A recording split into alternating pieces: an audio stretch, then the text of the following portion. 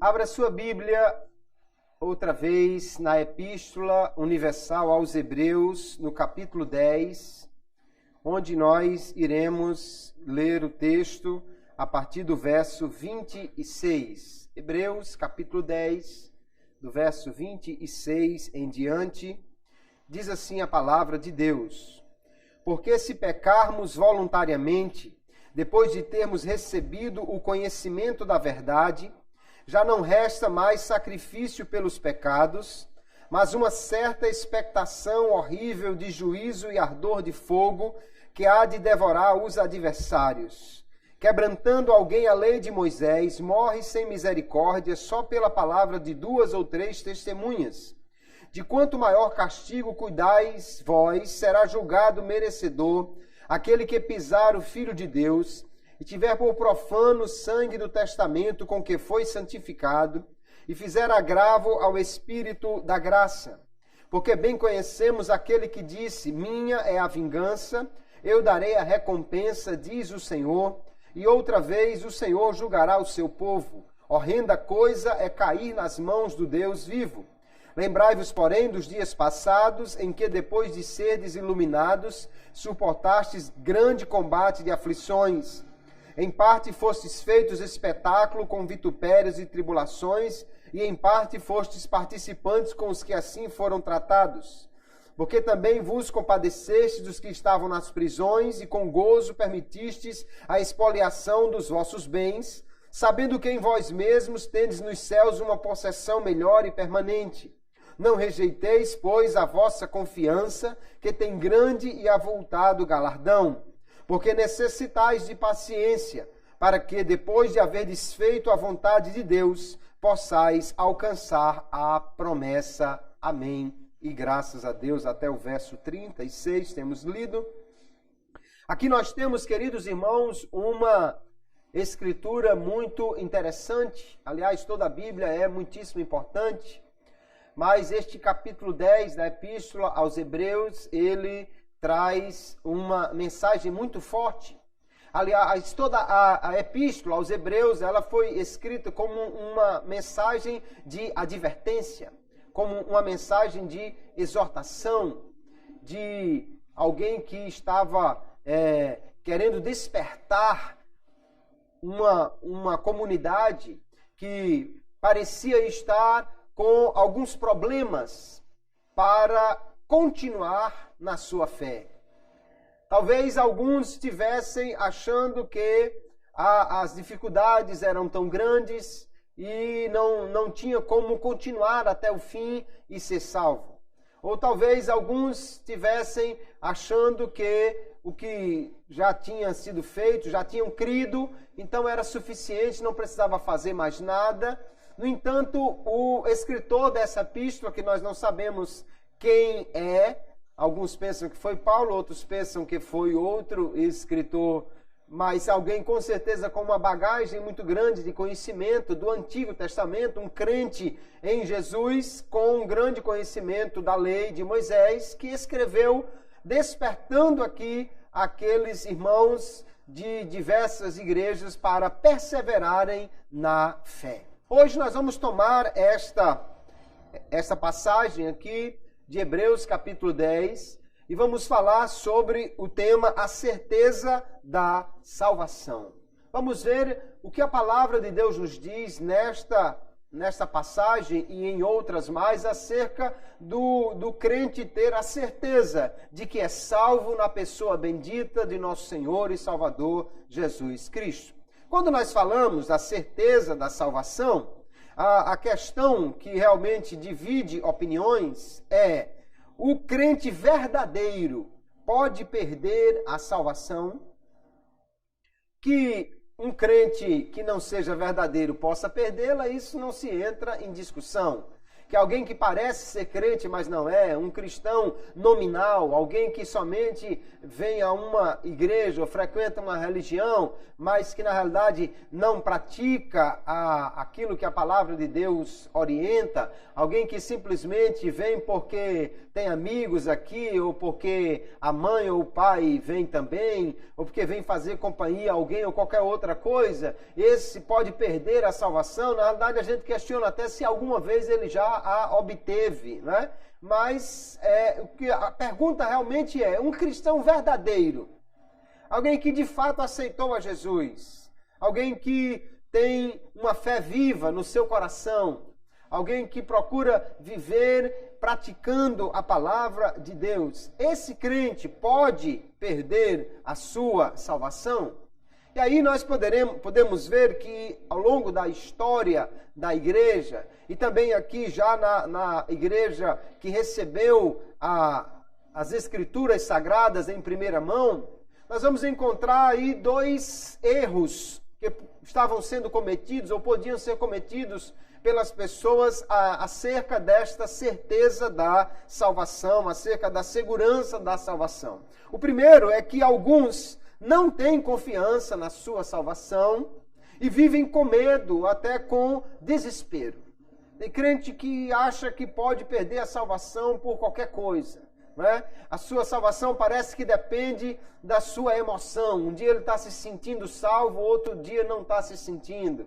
Ou ele um dia está com a certeza que está salvo porque ele acordou, orou e está tudo bem. Mas no outro dia ele já tem uma dúvida cruel porque passaram uns pensamentos horríveis pela sua cabeça, ou ele discutiu com alguém, ou fez alguma coisa e ele já acha que perdeu a sua salvação ou está em vias de perdê-la.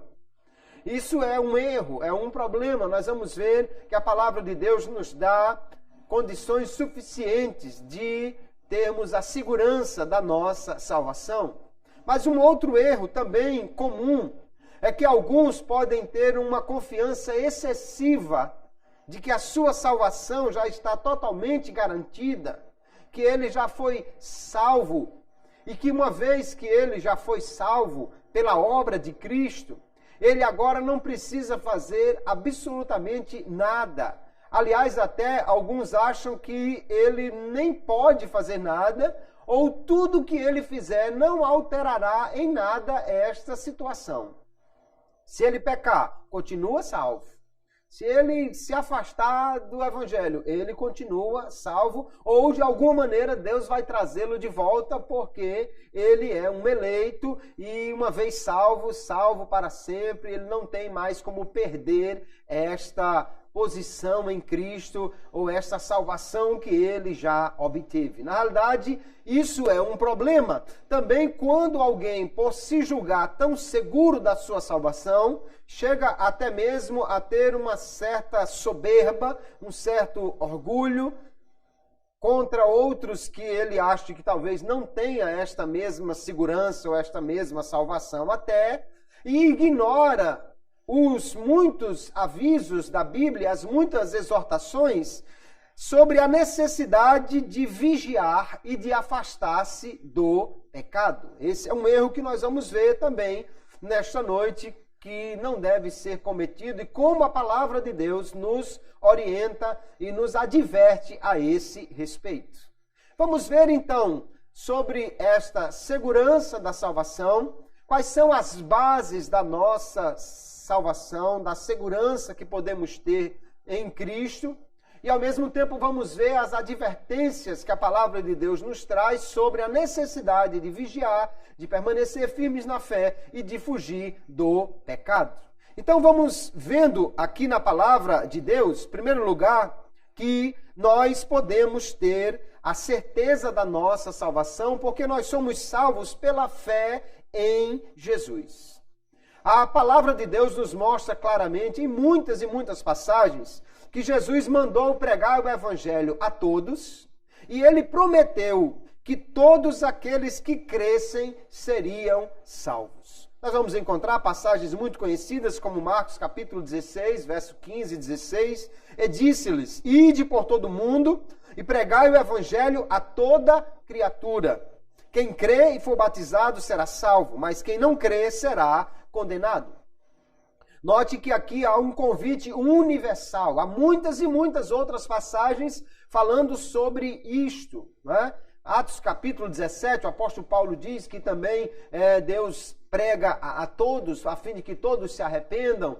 Mateus, nós temos de novo a ordem de Jesus para ir e ensinar a todas as nações. Enfim, o evangelho deve ser pregado a cada pessoa neste planeta, a todos os que puderem ouvir. E há uma garantia de Cristo dizendo que todo aquele que crê será salvo. João capítulo 3 e 16, chamado o texto áureo da Bíblia, né? Porque Deus amou o mundo de tal maneira que deu o seu Filho unigênito para que todo aquele que nele crê não pereça, mas tenha a vida eterna. Então, todo o que crê em Jesus tem a garantia da salvação em Cristo. Nós vamos encontrar Romanos 10 e 9. Se com a tua boca confessares, né? Se no teu coração creres, serás salvo. Ainda Romanos capítulo 1 e o verso 16 e 17. O apóstolo Paulo vai afirmar com muita convicção, dizendo: não me envergonho do evangelho, porque é o poder de Deus para a salvação de todo aquele que crê. Primeiro do judeu, depois do grego. Paulo deixa claro aqui que há uma salvação oferecida a todos e que o evangelho, a pregação, a obra de Cristo revelada aqui é suficiente, é o poder de Deus para salvar todo aquele que crê, independentemente da sua condição, de que raça ele seja. E ele continua, porque no evangelho é revelada a justiça de Deus, como a justiça de Deus foi satisfeita ali na cruz. Uma justiça que é do princípio ao fim, é pela fé. Como está escrito, o justo viverá pela fé. Há uma salvação oferecida a todos. E Paulo deixa claro aqui que esta salvação se obtém pela fé em Jesus. E ele diz até assim, do princípio ao fim, é de fé em fé.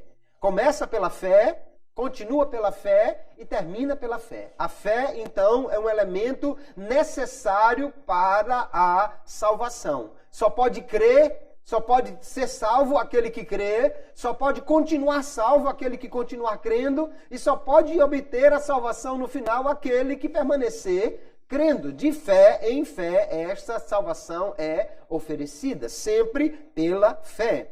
Cristo morreu então por todos os homens. Também há uma ampla divulgação desta verdade nas Escrituras, um amplo testemunho de que Cristo morreu pelo mundo, morreu por todos. Aliás, o texto aqui de Hebreus, capítulo 2, o verso 9, que diz: vemos, porém, coroado de glória e de honra, aquele Jesus que fora feito um pouco menor do que os anjos, por causa da paixão da morte, para que pela graça de Deus provasse a morte por todos. Ou poderia ser traduzido também esse todos por cada um.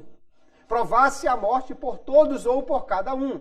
Pela graça de Deus, Jesus veio, foi feito menor do que os anjos, ou seja, se tornou homem para morrer. E por esta morte, ele pode oferecer a salvação a todos, porque ele morreu por todos os homens. 1 Timóteo 2 e 4 deixa claro também esta verdade, que Cristo morreu por todos, que Deus quer salvar a todos. 2 de Pedro 3 e 9, da mesma maneira, diz que Deus não quer que nenhum se perca, mas que todos venham ao arrependimento. Tito 2 e verso 11 diz: porque a graça de Deus se há manifestado, trazendo salvação a todos os homens.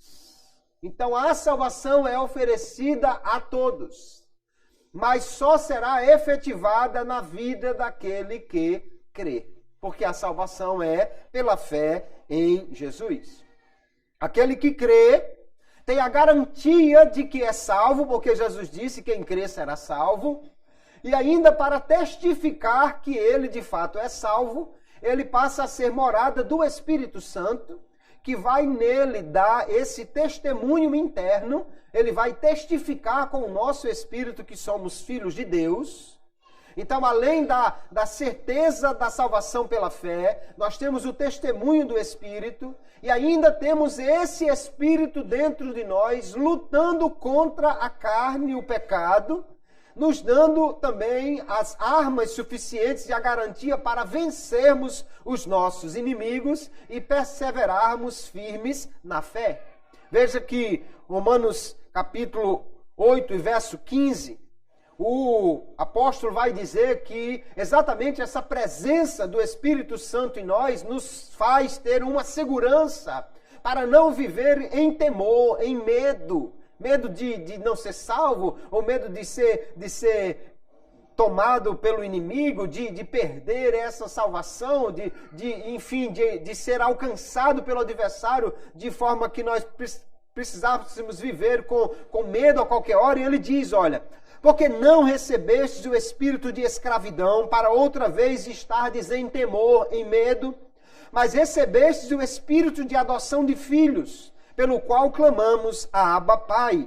O mesmo Espírito testifica com o nosso espírito que somos filhos de Deus. Então fica claro aqui que a presença do Espírito em nós é um testemunho interno de que somos salvos.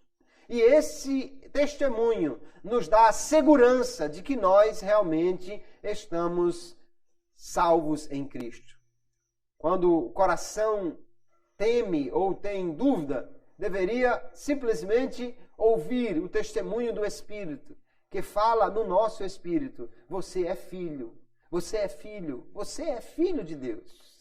Então nós temos uma garantia de vencermos, porque na realidade já temos a presença do Espírito testificando da nossa filiação e ao mesmo tempo combatendo contra a carne, como nós estudamos na semana passada, como se alimentarmos o Espírito, ou pelo Espírito podemos vencer o nosso inimigo interno, que é a carne. Nós vamos encontrar, então, essa base para a nossa certeza da salvação. Jesus prometeu que seria salvo aquele que crê. O Espírito Santo nos dá esse testemunho. Ele nos dá a força para lutar contra a carne e nos leva a querer fazer a vontade de Deus.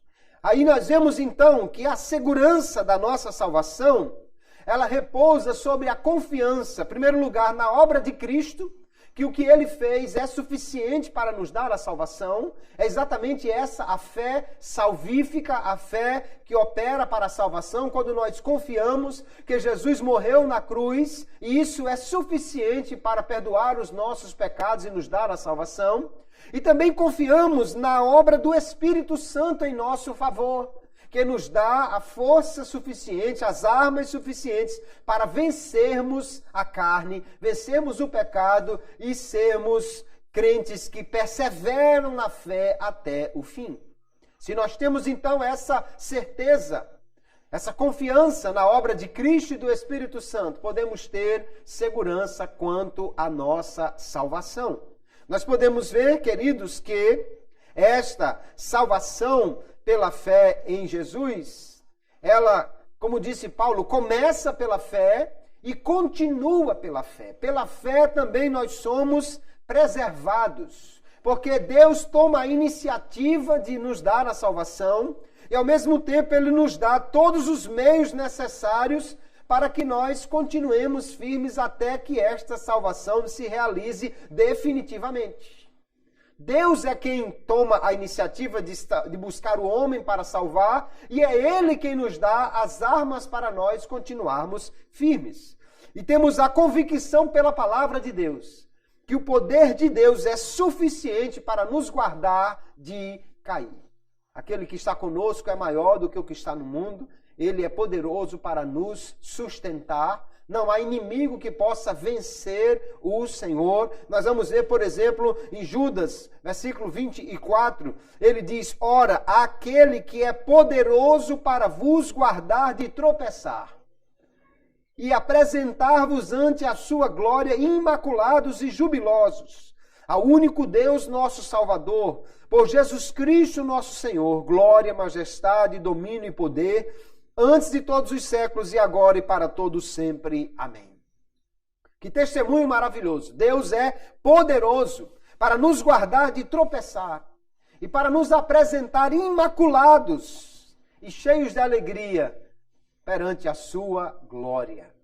Ele é poderoso para nos guardar. Nós não estamos aí à toa, fugindo do diabo como um rato que está fugindo de um gato e a qualquer momento pode ser pego e vai tudo se perder. Não, de forma nenhuma. Nós estamos guardados pelo maior poder que existe, pelo Deus Todo-Poderoso, que deseja salvar os homens, que deseja que nós sejamos salvos. Aqui no capítulo 10, o escritor aos Hebreus, ele já disse que é por esta vontade de Deus que nós alcançamos a nossa salvação. Porque Deus deseja salvar o homem. Ele quer realmente que o homem seja salvo. Nós vamos encontrar aí ainda 1 de Pedro, capítulo 1, verso 5, que ele diz assim, que pelo poder de Deus sois guardados, mediante a fé,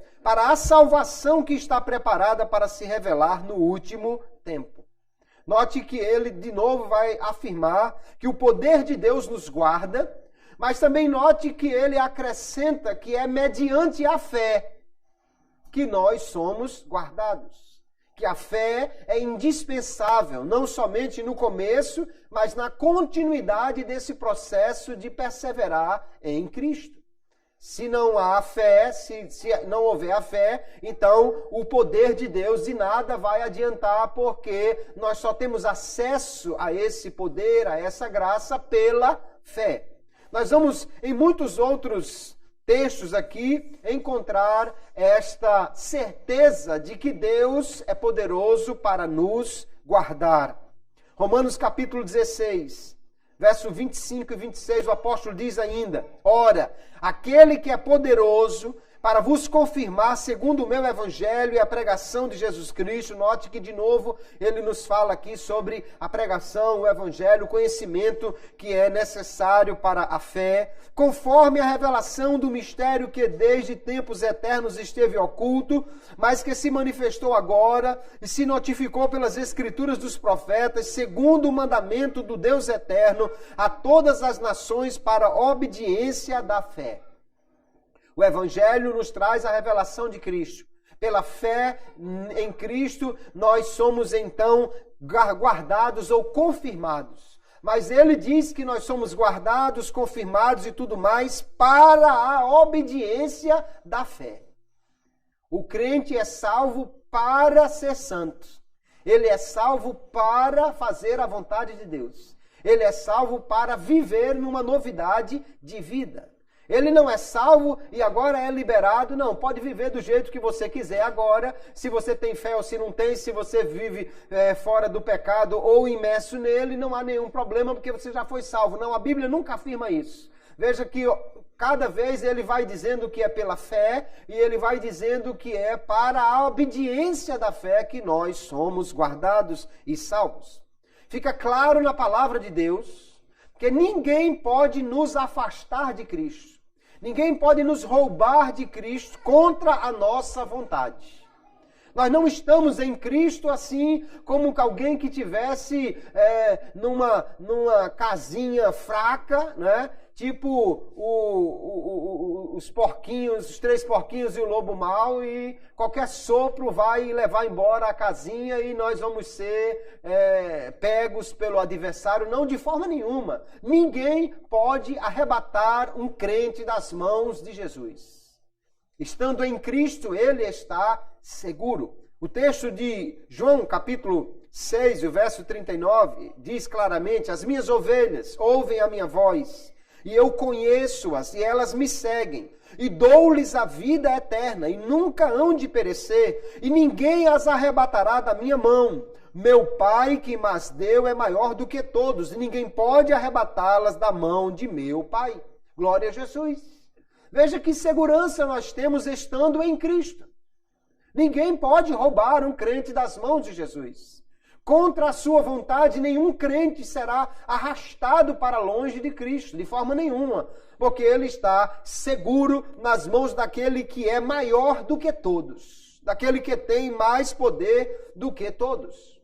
No entanto, o que o texto está dizendo é que ninguém pode tirar a ovelha dos braços de Jesus.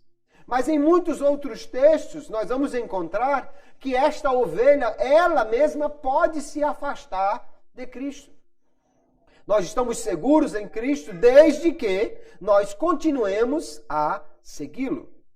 Lá em João capítulo 17, verso 12, Jesus vai, na sua oração sacerdotal, dizer: olha, nenhum se perdeu, eu guardei todos os que me deste, menos o filho da perdição. Mas alguém diz: não, Judas é porque ele estava destinado a cair. De forma nenhuma. A Bíblia diz claramente que Deus não deseja que o homem peque, que o homem se perca. Deus não tem prazer na morte do ímpio. Ele diz isso várias vezes pelo profeta Ezequiel. O que aconteceu com Judas? Lá em Atos capítulo 1, verso 25, o testemunho dos apóstolos é este. Eles vão eleger alguém para colocar no lugar de Judas, e ele diz: para que tome parte nesse ministério e apostolado, de que Judas se desviou, indo para o seu próprio lugar. Ou seja, ele desviou e morreu. Morreu e foi condenado, porque isso é o apropriado para aquele que se desvia. Aquele que se afasta de Cristo perde a segurança de estar nele. Porque Judas, então, caiu. Nós vamos ver que ele pecou, e pecou deliberadamente, voluntariamente. Afastou-se de Cristo. Não é que o inimigo foi lá e arrebatou Judas das mãos de Jesus. Ele saiu andando sozinho e foi pecar deliberadamente. Então ninguém pode tirar o crente das mãos de Cristo. Deus garante que ele ampara o crente até o fim. Mas há algumas condições para o homem cumprir. E que nós precisamos observar estas condições. Não podemos viver com medo. Ah, meu Deus, a minha salvação, será que hoje eu chego crente no final do dia? Será que o diabo vai me dar uma rasteira durante o dia? Será? Não, nós não vivemos com este medo, porque temos a certeza que estamos guardados nas mãos mais poderosas do universo. Mas também não podemos ficarmos com uma soberba no coração ou com uma falsa segurança de dizermos: eu já estou seguro em Cristo e agora eu posso fazer o que eu quiser, eu posso pecar, eu posso ir para onde eu quiser, fazer qualquer coisa, porque nada vai me impedir de ser salvo, porque Jesus já morreu por mim e está tudo então resolvido. Porque a Bíblia diz assim, olha, contra esse tipo de falsa segurança, esse tipo de segurança onde não há também uma vigilância necessária. O apóstolo Paulo diz, 1 Coríntios 10 e 12, aquele, pois, que cuida, ou aquele que pensa estar em pé, olhe, não caia. Que está em pé, ok. Mas ele diz, cuidado para não cair. O que a Bíblia vai nos dizer em muitas e muitas passagens, e várias aqui na Epístola aos Hebreus, é que nós precisamos ter cuidado, vigiar e viver uma vida compatível com a fé em Cristo, para nós perseverarmos firmes nesta salvação. Então o que aprendemos é que a perseverança dos santos é algo que está fundamentado na segurança de Cristo, mas que ao mesmo tempo exige que nós perseveremos na fé nele.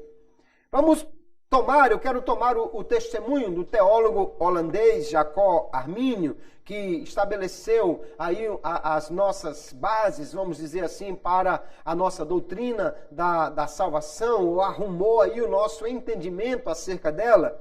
E ele disse assim, meu sentimento a respeito da perseverança dos santos é que as pessoas que foram enxertadas em Cristo pela fé verdadeira e assim têm se tornado participantes de seu precioso Espírito vivificador, dispõem de poderes suficientes ou forças para lutar contra Satanás, contra o pecado, contra o mundo e a sua própria carne e para obter a vitória sobre esses inimigos, mas não sem a ajuda da graça do mesmo Espírito Santo.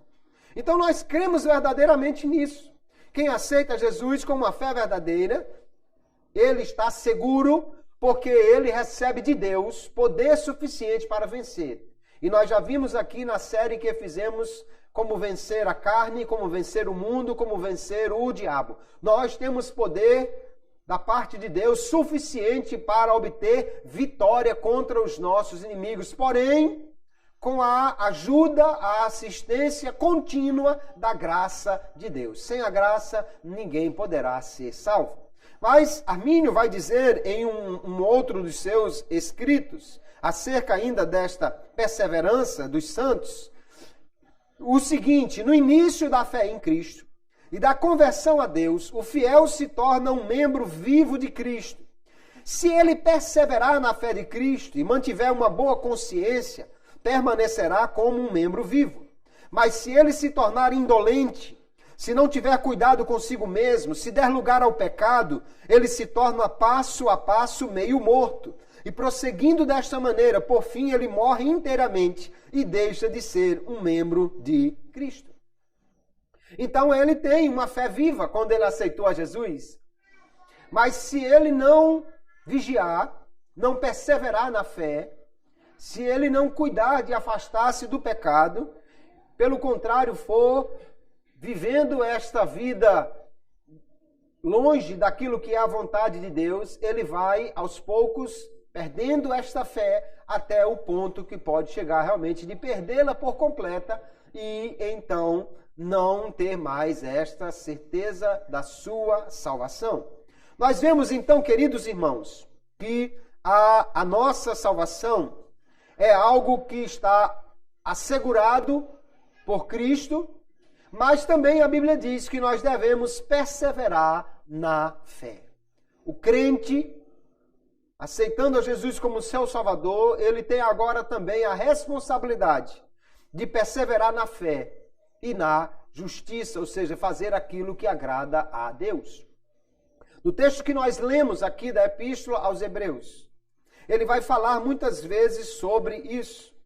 No verso 36, ele diz: porque necessitais de paciência ou de perseverança, para que depois de haverdes feito a vontade de Deus, possais alcançar a promessa. Que promessa? A promessa da vida eterna, a promessa da salvação. Ele nos mostra claramente que você aceitou a Jesus, você então começa a fazer aquilo que é a vontade de Deus. Mas você necessita, diz o escritor aqui, de perseverança. Porque somente perseverando na fé é que nós poderemos obter finalmente a salvação. Nós vamos encontrar em outros textos, como João capítulo 8, verso 31, quando Jesus disse assim, Jesus dizia, pois, aos judeus que criam nele. Veja que ele não está falando aqui com incrédulos, ele está falando com judeus que criam nele, com alguém que já era um crente. Mas ele diz, se vós permanecerdes na minha palavra, verdadeiramente sereis meus discípulos.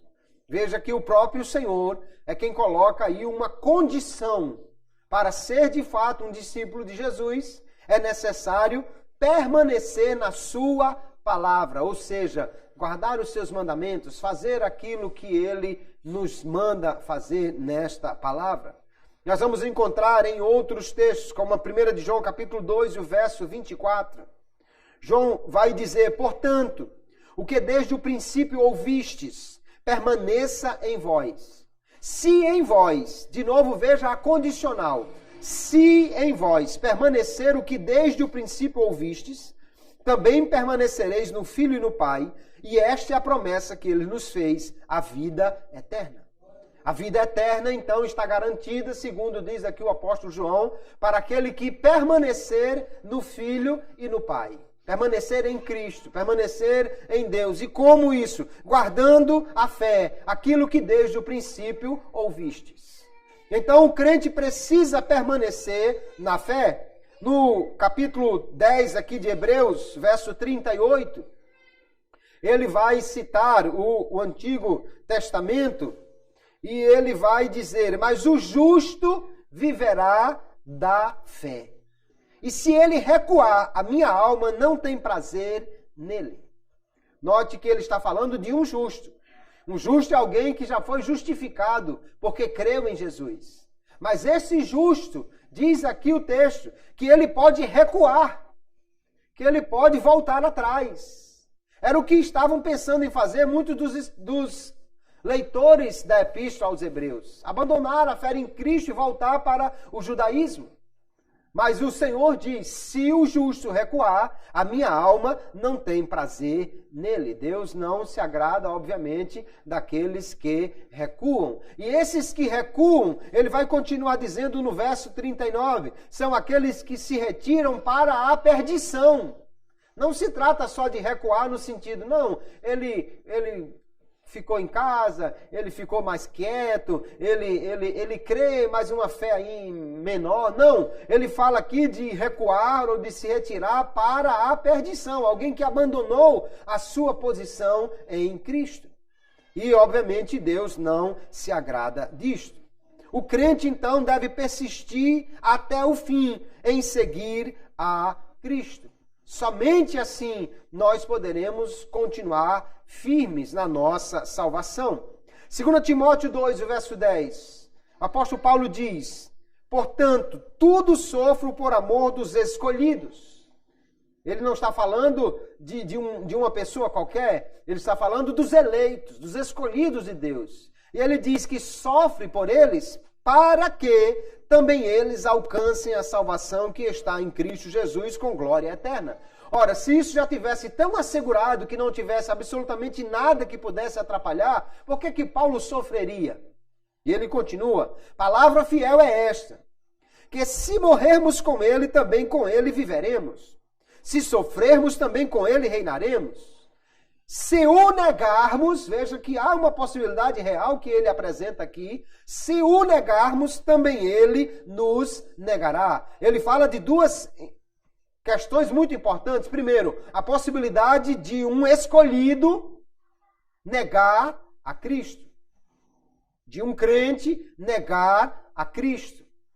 E a outra questão importante que ele afirma é, se esse negar a Cristo, Cristo o negará.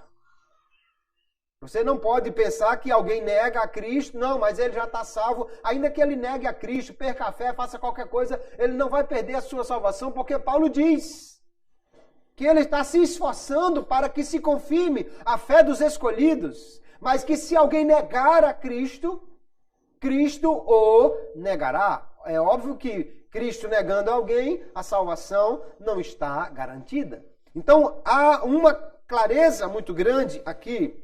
No versos 35 e 36 do capítulo 10 que nós lemos, diz, não rejeiteis, pois, a vossa confiança, a nossa fé, a nossa certeza, que tem grande e avultado galardão, porque necessitais de paciência, de perseverança, para que depois de haver desfeito a vontade de Deus, possais alcançar a promessa.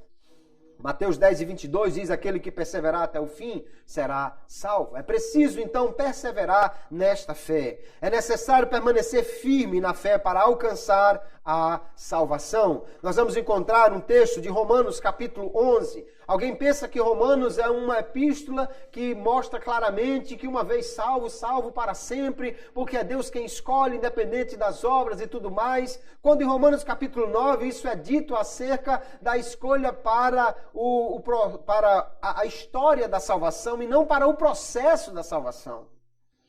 Verso 19 do capítulo 11. Paulo está falando da igreja e de Israel. E ele diz, dirás, pois, os ramos foram quebrados para que eu fosse enxertado. Está bem, pela sua incredulidade foram quebrados. Por que é que Israel perdeu o seu lugar aqui no projeto de Deus? E ele diz, pela sua incredulidade. E tu estás em pé pela fé. Por que é que nós entramos nesse projeto? Pela fé. Então alguém saiu por causa da incredulidade, alguém entrou por causa da fé. E ele continua. Então não te ensoberbeças, mas teme. Porque se Deus não poupou os ramos naturais, os judeus, teme que te não poupe a ti também. Essa história de que não, eu sou crente e agora não tem mais como Deus negar, ou não tem mais como eu perder. Não, isso que o apóstolo Paulo está dizendo. Ele diz, olha, não fique soberbo com isso não, mas tema. Se Deus não poupou os originais, como é que vai poupar os enxertados? E ele continua, considera, pois, a bondade e a severidade de Deus. Para com os que caíram, severidade. Mas para contigo, a benignidade de Deus, olha o condicional de novo aqui, se permaneceres na sua benignidade, de outra maneira também tu serás cortado. Não há lugar para a soberba, para uma confiança exagerada que diga, eu estou aqui e nada pode me tirar daqui. Há sim uma segurança de estarmos em Cristo, mas há também uma necessidade de permanecermos nele. E essa permanência, obviamente, é fugindo do pecado. Colossenses capítulo 1, o apóstolo Paulo vai dizer ainda, a vós também, ele está escrevendo para os crentes, que noutro tempo éreis estranhos e inimigos no entendimento pelas vossas obras más, agora contudo vos reconciliou no corpo da sua carne pela morte, para perante ele vos apresentar santos e irrepreensíveis e inculpáveis, se, olha de novo o condicional, se na verdade permanecerdes fundados e firmes na fé, e não vos moverdes da esperança do evangelho que tendes ouvido, o qual foi pregado a toda criatura que há debaixo do céu e do qual eu, Paulo, estou feito ministro. É Paulo, o ministro, que prega o evangelho a toda criatura, não a só a uns e a outros, a todos, porque todos podem ser salvos. Paulo diz, no entanto, se você permanecer firme e não se mover da sua esperança do evangelho, então você está realmente seguro e será apresentado a Deus santo, irrepreensível e inculpável. Note que há uma necessidade de perseverar na fé. Então nós entendemos que um crente verdadeiro não perde a salvação enquanto ele permanecer um crente verdadeiro. Enquanto ele continuar crendo, ele não perde a sua salvação. O problema é que o crente verdadeiro não perde a salvação, mas se ele não tiver cuidado, ele pode perder a fé. Só que se ele perder a fé, ele deixa de ser crente. E quem deixa de ser crente, perde a salvação. Então, enquanto tiver crente, nunca perde a salvação. Se você é crente em Jesus, a sua salvação está garantida. O que você precisa vigiar é para não perder a fé. E como é que nós fazemos isso, então? Alimentando esta fé na palavra de Deus, na oração, na comunhão com Cristo, porque a salvação é pela fé. Se alguém abandonar a fé, então isso é uma apostasia. Isso é um abandono de Cristo. E isso é muito sério. Nós vamos encontrar aqui na Epístola aos Hebreus, lá no capítulo 3, o seu escritor dando a seguinte advertência: vede, irmãos, ele não está escrevendo para ímpios, ele está escrevendo para crentes. Ele chama eles de irmãos. Em nenhum lugar a Bíblia chama incrédulos de irmãos. Está escrevendo para crentes. Vede, irmãos, que nunca se ache em qualquer de vós um perverso coração de incredulidade para se apartar do Deus vivo. Então, os crentes, os irmãos, têm que ter cuidado para não deixar que a incredulidade invada o seu coração e se afaste, então, de Deus. Antes, ele diz, exortai-vos uns aos outros todos os dias. É o que nós estamos fazendo aqui hoje. Durante o tempo que se chama hoje, para que nenhum de vós se endureça pelo engano do pecado. O que é que faz com que a incredulidade entre no coração do homem? O pecado. Porque nos temos tornado participantes de Cristo, e ele diz de novo uma condicional: se é que guardamos firme até o fim a nossa confiança inicial. Então, se guardamos a fé, se guardamos esta certeza de que Cristo morreu por nós e que Ele é o único caminho para a salvação, então perseveraremos na fé e estamos firmes nesta promessa. Mas Ele diz que nós precisamos ter cuidado para que não haja incredulidade e nem nos afastemos de Deus pelo pecado.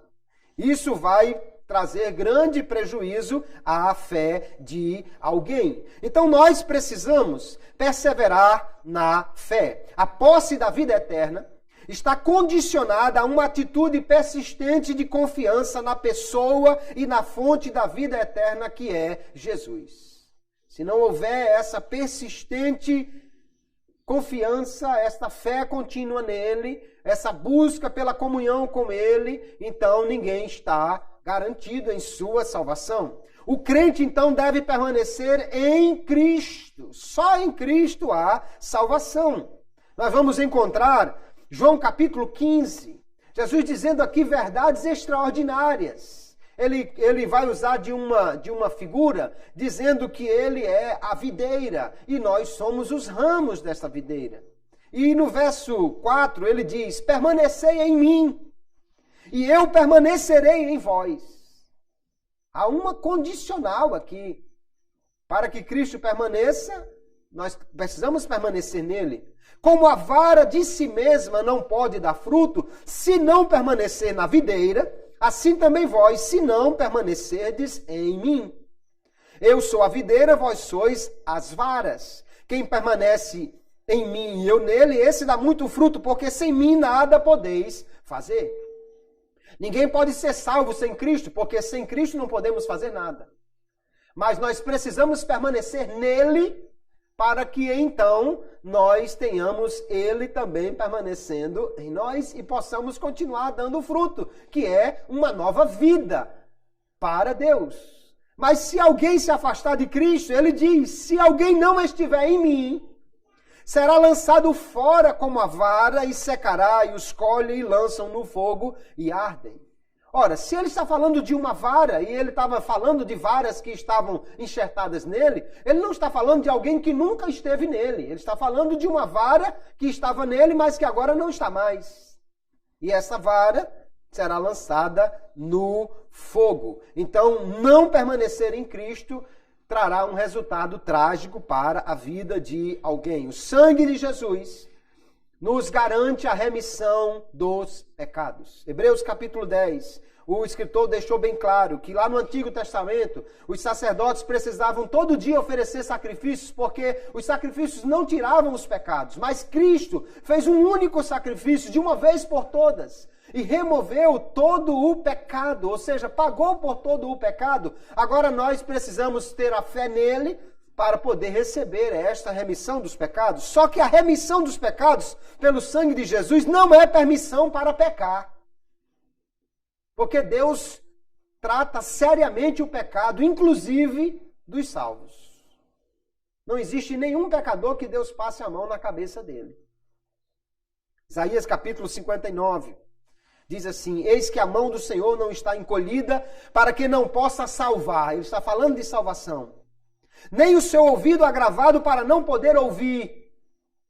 Mas as vossas iniquidades fazem divisão entre vós e o vosso Deus, e os vossos pecados encobrem o seu rosto de vós para que vos não ouça. Então, se há pecado, há uma divisão. O pecado separa o homem de Deus. Nós vamos ver que há algumas considerações a fazer sobre isso. Mas a regra geral da Bíblia é essa. O pecado leva o homem para longe de Deus. Podemos dizer então que a prática do pecado leva ao amor ao mundo e à consequente rejeição de Cristo. Quem se acostuma com o pecado, quem vai vivendo no pecado, quem vai praticando o pecado, e cada vez mais ele vai amando o pecado e gostando dele e gostando do que o mundo oferece, ele vai aos poucos se afastando de Cristo até chegar ao ponto que realmente não tem mais uma fé verdadeira nele. Nós vemos então aqui na palavra de Deus, queridos irmãos, que o pecado ele é algo terrível, mas lendo um pouco sobre o que diz o Jacó Armínio, ele fala sobre diferentes causas para o pecado. E é muito interessante. Ele fala, por exemplo, do pecado por ignorância. Alguém que peca sem saber que aquilo não era o que agradava a Deus. Por exemplo, 1 Timóteo 1,13, o apóstolo Paulo diz que antes foi blasfemo, perseguidor e opressor, mas alcançou misericórdia porque fez isso ignorantemente. Ele não sabia, ele achava que estava fazendo um bem a Deus perseguindo os cristãos. Achava que estava fazendo a vontade de Deus em perseguir os crentes. até que no caminho de Damasco descobriu que aquele a quem ele estava perseguindo era Jesus. Aí tudo mudou. E ele diz que Deus não leva em conta os tempos da ignorância, porque aqui há um desconhecimento do que é pecado. Alguém peca então por ignorância, alguém peca também por fraqueza. O caso de Pedro, por exemplo, lá em João capítulo 18, em João fica mais claro do que nos outros evangelistas, porque aqui Pedro negou Jesus. Diz o texto, verso 18, ora, estavam ali os servos e os criados que tinham feito brasas e se aquentavam porque fazia frio. E com eles estava Pedro aquentando-se também. João levou Pedro até a casa do sumo sacerdote. Falou com a porteira para deixar entrar. Ela já disse, mas você não era discípulo dele? Não, eu não. Ele já negou a primeira vez. Ele queria entrar para ver como era que estava. Jesus estava ali. Só que quando ele chegou no pátio, estava fazendo muito frio. Alguém fez uma fogueira e ele foi para lá. O texto diz que havia uma fogueira e que estava fazendo frio. Pedro foi lá para se aquecer. Aí alguém chega e diz, Simão Pedro estava ali e aquentava-se. Disseram-lhe, pois, não és também tu um dos seus discípulos? Ele negou e disse, não sou. Se ele dissesse, não, eu sou, então saia daqui. Ele ia perder de acompanhar o que estava acontecendo com Jesus, ou ia ter que sair de perto da fogueira que estava fazendo frio. Mas para piorar, a questão continua. E um dos servos do sumo sacerdote, parente daquele a quem Pedro cortara a orelha, disse, não te vi eu no outro com ele. Aí a coisa já era diferente. O camarada provavelmente já estava coçando o cabo da espada e dizendo, peraí, não foi você que cortou a orelha do meu primo lá, não? Aí Pedro diz, de maneira nenhuma. Nos outros evangelhos diz até que ele praguejou, né? Eu segue se fui eu que cortei a orelha do seu primo. Alguma coisa mais ou menos assim que ele foi capaz de dizer, negou a Jesus a terceira vez. Então isso notadamente foi uma enorme fraqueza de Pedro. Ele queria estar ali. Ele não queria perder o calorzinho da fogueira. Ele não queria ficar no frio. Ele não queria perder a orelha. Então ele negou Jesus. É um pecado por fraqueza. Não deixa de ser pecado, mas é um pecado por fraqueza. Porque ele realmente temeu alguma coisa ou foi vencido por alguma condição. Armínio ainda diz que alguém pode pecar por negligência. Gálatas capítulo 6, o verso 1, ele diz, irmãos, Paulo diz, se um homem chegar a ser surpreendido em algum delito, parece que ele, quando viu, opa, já pequei, foi surpreendido em algum delito, vós que sois espirituais, corrigiu tal com espírito de mansidão e olha por ti mesmo, para que também tu não sejas tentado. Então parece que aqui há um pecado que, quando alguém viu já pecou, foi um pecado assim porque ele se tornou negligente, não vigiou, não fugiu do pecado, não correu da tentação e de repente quando viu já estava em pecado. Note que tudo isso aqui é pecado, nada que diga, não, você não tem problema nenhum de você cometer isso. Mas é diferente da última classificação que Armínio faz, que é o pecado por malignidade. Que é o que, por exemplo, Judas fez quando traiu Jesus. Mateus 26 diz, então um dos 12, chamado Judas Iscariotes, foi ter com os principais sacerdotes e disse, que me quereis dar? E eu vos-lo entregarei. E eles lhe pesaram 30 moedas de prata, e desde então buscava ele oportunidade para o entregar.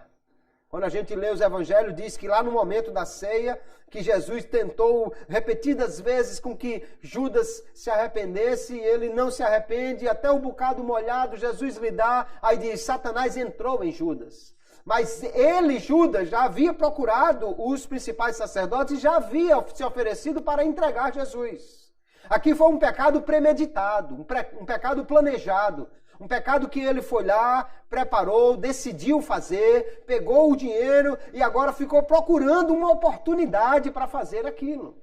Não foi algo que surpreendeu, não foi simplesmente por fraqueza, não foi simplesmente por ignorância. Ele sabia perfeitamente quem era Jesus, agora ele talvez ficou decepcionado porque Jesus não seria aquele rei todo-poderoso como ele achava que seria, e ele seria o ministro das finanças, né, já que era o camarada que cuidava do dinheiro, e ele disse, eu vou sair daqui com a mão abanando, não vou levar um centavo dessa história, e ele, pelo visto, amou mais o dinheiro, amou mais o mundo, e então planejou e executou esse planejamento de entregar Jesus. É um pecado por malignidade, um pecado planejado. E aí nós vamos ver então que o pecado, de maneira nenhuma, pode ser considerado normal na vida do crente.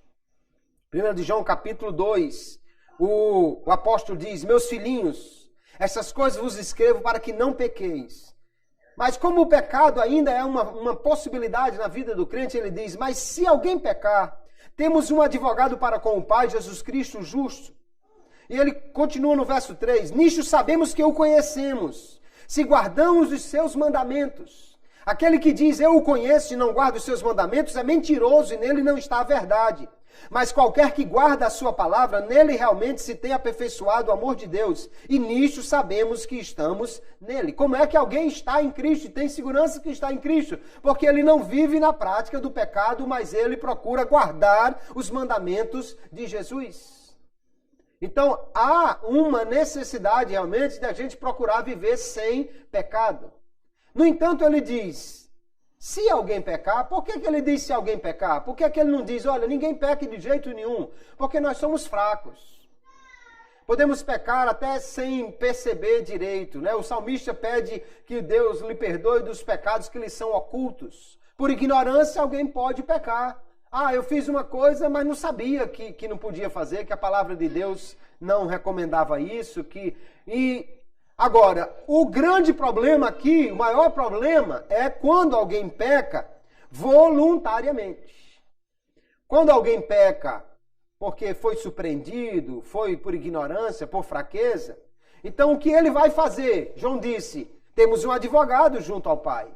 Então nós vamos a Jesus e pedimos perdão. O crente precisa do perdão muitas vezes, porque ainda vamos cometer pecados, infelizmente, mas é porque somos fracos, falhos, não temos uma capacidade perfeita. Mas a salvação é apenas uma vez. Jesus morreu de uma vez por todas. A salvação não se perde porque simplesmente alguém cometeu um pecado por fraqueza ou por ignorância. Nós estamos seguros em Cristo. Agora, o problema é a continuidade do pecado voluntário. Isso leva o homem a perder a sua fé. E se ele perder a fé, aí sim ele perde a salvação. E aí nós chegamos aqui no capítulo 10, o verso 26, que o escritor aos Hebreus vai dizer, porque se pecarmos voluntariamente, ou numa tradução mais próxima do original, poderíamos dizer, se vivermos pecando voluntariamente, porque o tempo do verbo aqui seria uma continuidade nessa prática, aí ele diz, não há mais sacrifício pelos pecados. O problema é exatamente o pecado voluntário. Nós vemos então, queridos, que o homem é justificado pela fé em Cristo. Ele se torna justo pela fé em Cristo. Mas se ele vive na prática do pecado, essa fé está em grande risco. Veja que o escritor aos Hebreus aqui, ele diz, se nós pecarmos, alguém diz assim, não, ele estava falando aí, mas era de pessoas que eram crentes nominais, era de gente que não era crente de verdade não, mas em primeiro lugar, ele se inclui no grupo, ele diz, se nós pecarmos voluntariamente. Então, se eu acreditar que essas pessoas aqui não eram crentes de verdade, então o escritor aos Hebreus também não era. E é impossível. Nenhum dos escritores bíblicos não deixou de ter uma fé verdadeira, a nenhum incrédulo foi dada a revelação da palavra de Deus. Ele diz, se nós pecarmos, ele está incluso nesse grupo. Se pecarmos voluntariamente, aí a coisa já complicou. Ele diz, inclusive, que não há mais sacrifício pelos pecados, ou seja, porque só há o sacrifício de Cristo. Se alguém rejeita esse sacrifício, não tem outro que possa salvá-lo. Aí ele diz que há somente uma expectação de juízo que há de devorar os adversários. No mundo espiritual não há meio termo. Ou você é amigo de Cristo, ou você é adversário dele. Jesus disse, quem não é contra mim, quem não é por mim é contra mim. Então o pecado faz com que o homem volte a ser inimigo de Deus. E para os inimigos Deus não tem perdão, tem juízo. Ele vai continuar dizendo, se alguém pecar contra Moisés ou quebrar a lei de Moisés, 2 ou 3 testemunhas é suficiente para ele ser apedrejado. Quanto mais, ele vai dizer, se alguém pisar o Filho de Deus, isso fala de um desdém, de alguém que não dá mais valor nenhum a Cristo, ou tiver por profano o sangue com que ele foi santificado, alguém achar que o sangue de Jesus não é nada e nem perdoa pecado, nem limpa pecado, nem coisa nenhuma, ou fizer agravo ao Espírito da graça, o Espírito que traz a graça ao coração e nos convence do pecado para que nós possamos aceitar a Jesus, se alguém se opuser à ação desse Espírito, não há mais salvação para ele. E o pecado continuado é que faz com que este homem endureça o coração e chegue a este ponto. Aceitou a Jesus, ele é justificado pela fé. Agora ele é declarado justo. Romanos capítulo 5, o apóstolo Paulo diz, sendo, pois, justificados pela fé, temos paz com Deus por nosso Senhor Jesus Cristo, pelo qual também temos entrada pela fé a esta graça, na qual estamos firmes e nos gloriamos na esperança da glória de Deus. Nós somos justificados pela fé. Isso nos torna realmente firmes nessa posição. Não há condenação mais para os que estão em Cristo Jesus. Mas, pela mesma fé, também nós devemos ser levados à santificação. Não somente à justificação, mas a santificação, ou seja, procurar viver uma vida longe do pecado, agradando a Deus. 1 Coríntios capítulo 6, verso 11. E tais fostes alguns de vós, mas fostes lavados, mas fostes santificados, mas fostes justificados em nome do Senhor Jesus Cristo e no Espírito do nosso Deus. Mesma ação, mesma fé em Cristo e a mesma ação do Espírito que nos leva à justificação também nos leva à santificação. Nós precisamos viver em santidade. No entanto, quando a fé ativa cessa na vida da santificação, a salvação entra em perigo.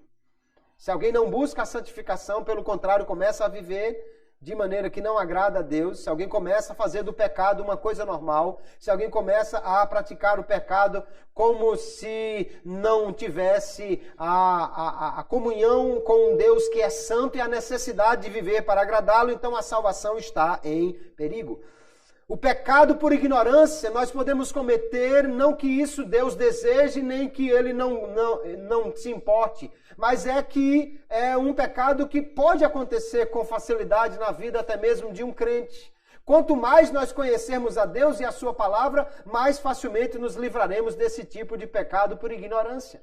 Pecado por descuido, por negligência, também quanto mais buscarmos a santificação, nos aproximarmos de Cristo e conhecermos a Sua palavra, mais nos fortalecemos contra esse tipo de pecado.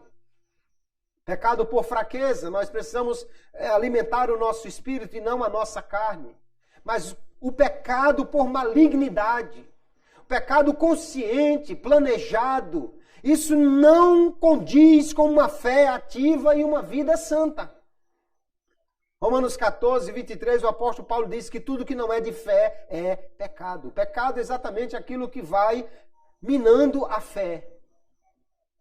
Se alguém peca porque foi surpreendido por uma tentação e não conseguiu vencê-la, isso é ruim. Mas ele pode correr para Jesus e pedir perdão e será perdoado. Mas se alguém planeja pecar, se alguém executa um planejamento de pecado, se alguém, às vezes alguém pode estar até na igreja, eu tô aqui no culto, não, mas quando terminar o culto eu vou para casa, eu vou acessar aquele site pornô lá na internet, não, eu estou esperando terminar o culto, mas eu vou pegar a namorada e nós vamos ali e tal. Se alguém está planejando pecar, pecando por decisão, pecando voluntariamente, é óbvio que isso irá minar a sua fé a tal ponto que ele corre o risco de perder a fé e, perdendo-a, perderá a sua salvação. A motivação para o pecado, então, é um elemento chave. Se é por fraqueza, é uma coisa. Se é por malignidade, é outra coisa completamente diferente. Esse tipo de pecado continuado irá fazer com que alguém perca a sua fé e, consequentemente, a sua salvação. Então, queridos irmãos, nós podemos ter certeza da nossa salvação. Se você é crente em Jesus, se você permanece na fé nele, se você continua como membro ativo de Cristo, a sua salvação está garantida, porque a nossa salvação vem pela fé na obra de Deus por nós. Nós temos certeza que Cristo morreu por nós. Alguém pensa que Cristo morreu só por alguns, mas não por todos. Nós cremos que Cristo morreu por todos. Então eu posso ter a convicção que Cristo morreu por mim. Por mim, ele morreu. Se ele morreu por mim, então a salvação está disponível a mim. Basta somente que eu creia nele, porque a graça de Deus já me leva a isso. O Espírito Santo nos capacita não somente a sermos santos e termos essa convicção que somos filhos, mas nos assegura também as armas para nós vencermos. O poder de Deus nos guarda de cair. Temos convicção da nossa salvação por isso. Porém, se o crente se afastar de Cristo, se ele negar a fé, se viver voluntariamente no pecado continuado, ele deixa de ser crente. Crente não é aquele que creu, é aquele que continua crendo. Crente não é apenas aquele que um dia disse sim, é aquele que continua dizendo sim a Jesus e não para o pecado. Crente não é só aquele que um dia levantou a mão, é aquele que continua de pé, buscando fazer aquilo que agrada a Deus. Se ele deixa de ser crente e passa a ser um infiel, então a salvação não está assegurada para ele, porque Deus não salva incrédulos nem infiéis. Ele quer salvar a todos os homens, mas só salvará os fiéis, aqueles que permanecerem na fé em Jesus. Que Deus nesta noite nos abençoe. Que nós possamos olhar para essa escritura que nos traz uma advertência tão grande. Se nós, ele está falando dos crentes verdadeiros, alguém que ele diz que já conheceu a verdade, que já foi iluminado, se nós, mesmo conhecendo a Cristo, já tendo alcançado a salvação, vivermos na prática contínua do pecado, isso irá trazer um sério prejuízo à nossa fé e trará, consequentemente, uma perda da salvação. Então a pergunta é, o verdadeiro crente pode perder a salvação? Não, o verdadeiro crente não perde a salvação, mas pode perder a fé. Agora, o infiel perde a salvação com segurança. Se alguém mantiver a sua fé em Cristo, ele nunca perderá a sua salvação. Mas se ele perder a fé e viver na prática, ou perder a fé pela prática do pecado, a prática contínua do pecado mostra que ele perdeu a fé, que ele perdeu a comunhão com Cristo, que ele perdeu realmente o desejo de viver com Cristo. Sendo assim, ele perderá a salvação, porque Deus quer salvar a todos, mas o justo, aquele que foi justificado, precisa viver pela fé. Se ele recuar, Deus não tem prazer nele. Mas o escritor aqui aos Hebreus tem tanta segurança que essas advertências fará os crentes acordarem e procurarem viver longe do pecado, que ele diz, nós, porém, não somos daqueles que se retiram para a perdição. Alguém vai se retirar, se afastar de Cristo para a perdição, mas ele diz, nós somos daqueles que creem para a conservação da alma. A fé em Cristo conserva a nossa alma para a vida eterna. Vamos manter firmes esta fé, continuar perseverantes nela. Se alguma vez a fé você estiver achando que ela está pequenininha, é só alimentar essa fé pela palavra de Deus. A fé vem pelo ouvir pela palavra de Deus. Jesus também nos ensinou a orar dizendo, Senhor, acrescenta-nos a fé.